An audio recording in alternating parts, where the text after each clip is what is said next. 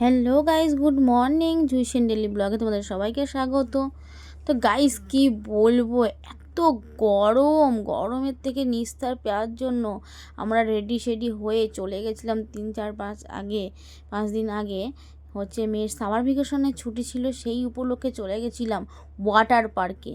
এই ওয়াটার পার্কটা কোথায় জানো? ওই যে কি যেন নাম, রোজ ভ্যালি পার্ক বলে, সেই রোজ ভ্যালি পার্কে ছিল ওয়াটার পার্কটা। তো মেয়ে তো ফোনে দেখে পাগল করে দিয়েছিল। সেই পাগল আমি থামানোর জন্য চলে গেলাম সবাই মিলে আমরা ওয়াটার পার্কে। তো চলো কীভাবে যাই তোমাদেরকে দেখাই। তো সঙ্গে রয়েছে আমার ছোট ছেলে, আমার মেয়ে, আমার হাজব্যান্ড আর আমার হাজব্যান্ডের বন্ধু। ঠিক আছে, এই টোটাল 4 জন মিলে আমরা চলে গেছিলাম একেবারে ওয়াটার পার্কে পানি হতে হতে। তো মেয়ের তো এদিকে গরম লেগে গেছে অটোর মধ্যে, তার মধ্যে কিন্তু স্টাইল কমে না, হাতে আবার নেলস পরে নিয়েছে। আমি তো বললাম যে পড়িস না, জলের মধ্যে খুলি যাবে, তো সে তো শুনলো না। তো গাইজ অনেক বক করে ফেলেছি। তো এখন চলো, টোটোয় বসেও পড়েছি, টোটো ছেড়েও দিয়েছে 10-15 মিনিট আগে। তো এখন চলো জায়গায় যাই। তো এত দূর গাইজ, মনে হচ্ছিল যে জীবনটা শেষ হয়ে যায়। আমার তো যেতে ইচ্ছেই করতেছিল না। আবার ওখান থেকে নেমে আবার এক জায়গায় দেখুন টোটোয় উঠছি। তার মধ্যে আমার বরের বন্ধুর লাগছে খিদা। তো তারা কি করছে জানেন? কলা কিনছে, কলা কিনে এই কলা খেতে আছে। সেই কলা আবার আমার বর আমার দেখাইতে আছে, এই সেই বলেই যাচ্ছে হ্যানা তানা, কলাই এই প্রোটিন, ওই সেই এই প্রোটিন, এই ভিটামিন, এই হ্যানা তানা বলেই যাচ্ছে। আর কলাগুলো কি কামড় দিয়ে একেবারে ছোগলা সমেত খেয়ে নিচ্ছে, সুতো সমেত।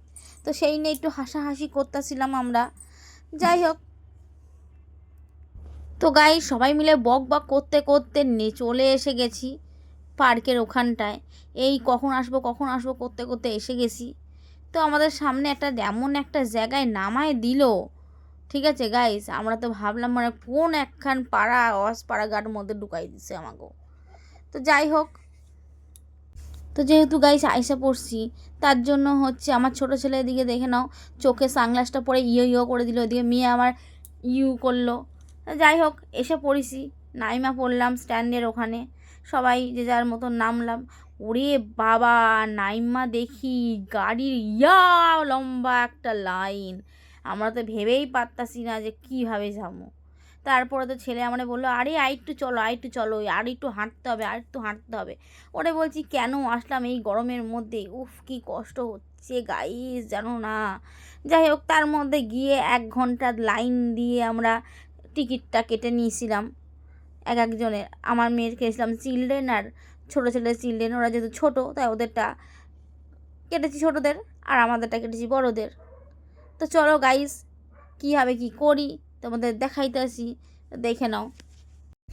তো যাই হোক গাইস, গাড়ি মাড়ি ঠেলে তাও চলে গেলাম গন্তব্যস্থানে। ওর সঙ্গে বক করতে ছেলেকে নিয়ে, মেয়েকে নিয়ে, ওদিকে আমার বর আর তার বন্ধু গট করে হেঁটে চলে গেল লাইন দেবে বলে।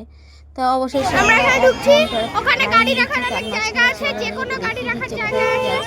ও বলছে, শুনে নাও।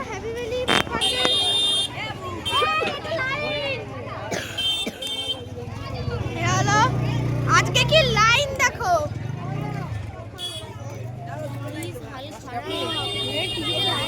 কি লাইন। তুমি দাঁড়াও, আমি একটু ভিতর। আর এখানে গাড়ি রাখার জায়গা আছে, অনেক বড়ই জায়গা আছে। কি লাইন আজ, কিরম লাইন আজ, কিরম লাইন, কখন শেষ হবে এই লাইন? তোমরা শুনে নিলে ছোটো ছেলে আমার কি বললো, কোথায় কি আছে না আছে। তো নাও 1 ঘন্টার পর আমরা শেষে লাইনে দাঁড়িয়ে আমার টিকিট কেটে নিল আমার বর আর বরের বন্ধু। তারপরে যে ভিতরে ঢুকে গেলাম, গিয়ে ও বাবা দেখি গেট আর শেষ হয় না, এটা প্রথম এন্ট্রি ছিল। তারপরে আমরা চলে গেছিলাম হাঁটতে আমি একদম মেন গেটে। ঠিক আছে গাইস, বাম দিকে ছিল ড্রাই পার্ক, আর ওই যে ড্রাই পার্ক দিয়েছে না ডান দিকে ড্রাই পার্ক, এই সব বসে পিকনিক করে, অনেক কিছু ব্যাপার রয়েছে ভিতরে। আমি এক কান্দে শুনলাম, এক কান্দে দেখলাম, কারণ আমার এখন মেন টাইম হচ্ছে আমি কখন ওয়াটার পার্কের মধ্যে ঢুকবো, ড্রেসটা চেঞ্জ করবো আর জলের মধ্যে বসে থাকবো। তো যাই হোক চলে যাচ্ছি। তো চলো, তো ফাইনালি সামনে যত এগোচ্ছি গাইস তত লাইন। মা, এখানেও লাইন? বলে এদিকে ড্রেসের লাইন, ওদিকে আবার ওইটা সত্যি কথা, লকারের এতটা লাইন। ভিড় হবে। এদিকে যাই হোক আমাদের যেহেতু সব ড্রেসপত্র বাড়ি থেকে কিনে নিয়ে গেছিলাম এখানে আবার বলে লাইন কেন? তো আমাদের যে ড্রেসের লাইন দিতে হলো না। ওই দেখো গাইস কি লাইন সব ড্রেস কেনার জন্য, দেখেছো, ভাড়া নেওয়ার জন্য। তারপরে আবার এলাম মেন গেটে, এখানে উঠলাম। তো দেখ একটা করে একটা করে আমি ছোটো নাটা মানুষ, ছোটো খাটো মানুষ করে দিয়ে ঢুকে গেছিলাম। হয়ে গেছে আমাদের ভিডিওটা করতে পারিনি, সেখানে এত ভিড় ছিল। তাই সবার হাতে যে ব্যান্ড পরিয়ে দিয়েছে একটা একটা করে। এই ব্যান্ড পরিয়ে দেওয়ার পরে আমরা ঢুকে গেলাম। ঢুকে গিয়ে যে যার মতন ড্রেস চেঞ্জ করে নিলাম। করে গাইস ড্রেস চেঞ্জ করতে গিয়ে আর ওরা কেউ আসেই না।